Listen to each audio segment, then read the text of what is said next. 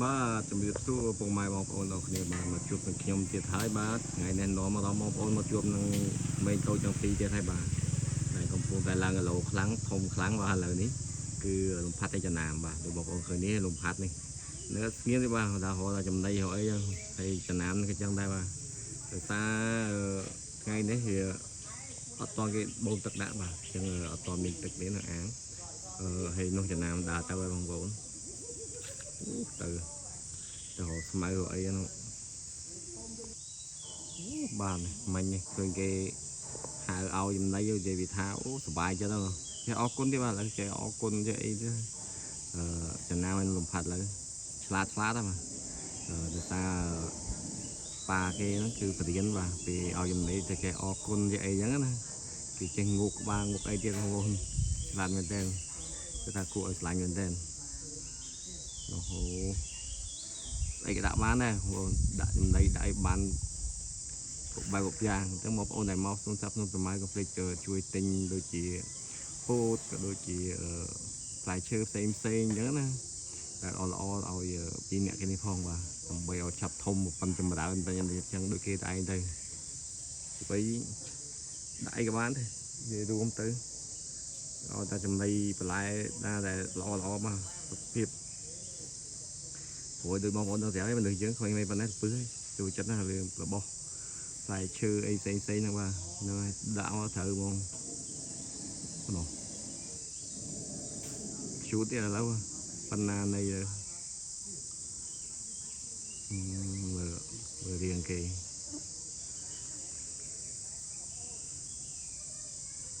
មួយគេដើរបងប្អូនធំណាស់ឥឡូវលំផាត់ឥឡូវចំណាំក៏ធំដែរខ្ញុំគិតថាមិនយូរទេបាទប្រហែលជាខ្ទង់តែ2 3ឆ្នាំទៀតឃើញពេញរូបពេញរាងហើយបាទប្រហែលជាដួលឯនឹងចម្ប៉ាយគឺដួលចម្ប៉ាខ្ញុំបើតែបានធ្វើថតជូនបងប្អូនទស្សនាបាទដល់ថាជាវហួសវភ្លេចចាំមើលខ្ញុំមកក្រោយខ្ញុំនឹងថតជូនបងប្អូនទស្សនាបាទនៅដួលចម្ប៉ា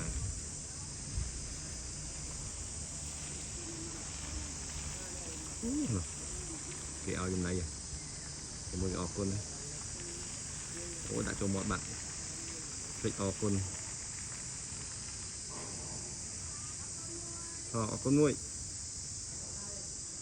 អូគេអរគុណអូគេឃើញចេះងក់ក្បាល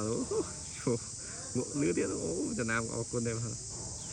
គួរឆ្លាញ់មែនតើបងប្អូនអូឃើញចេះអរគុណទៀតគេឲ្យចំណៃទៅគេអរគុណគេអីចឹងក្មេងឆ្លាត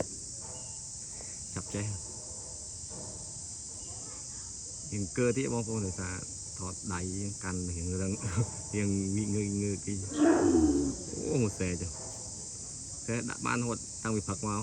ខ្ញុំឃើញហើយឥឡូវនេះរៀងទៅស៊ីលតិចហើយក្មេងតូចទាំងពីរជើងប៉ុណ្ណានៃលេងដីលេងអីផង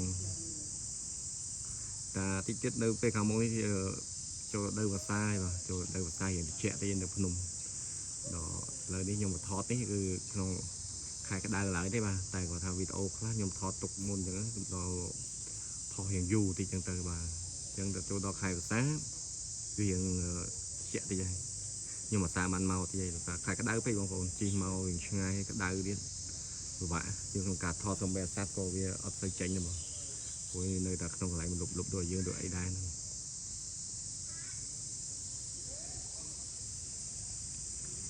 មកប៉ុណ្ណឹងប៉ុនគ្នាបងប្អូនឃើញ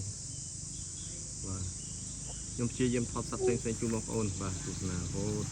កុំភ្លេចតែខ្ញុំនឹងមានថតជា vlog ផ្សេងបាទនៅក្នុង channel របស់ខ្ញុំនេះបងប្អូនទស្សនាលេងកំសាន្តដូចជា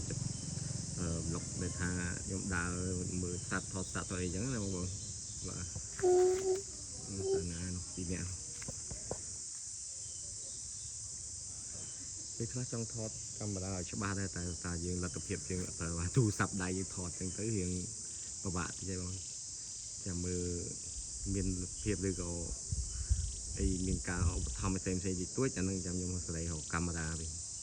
ដើម្បីថតជូនបងប្អូនទស្សនានេះលើកជាងអីហ្នឹងបាទអញ្ចឹងវីដេអូខ្ញុំខ្លីមានតែប៉ុណ្ណេះទេបាទសូម ជួនពងបងប្អូនអរគ្នាដែលតាមដានទស្សនាបាទសូមជួបតែសេចក្តីសុខដីចម្រើនបាទហើយកុំភ្លេចជួយតាមដានក៏ដូចជាជួយចុច Subscribe ហើយក៏ដូចជាជួយ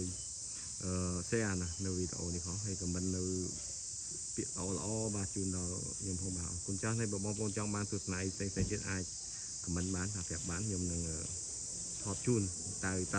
មលទ្ធភាពបាទទៅតាមលទ្ធភាពនិងទៅតាមទីតាំងជាក់ស្ដែងបាទអរគុណច្រើនជម្រាបលាបាទ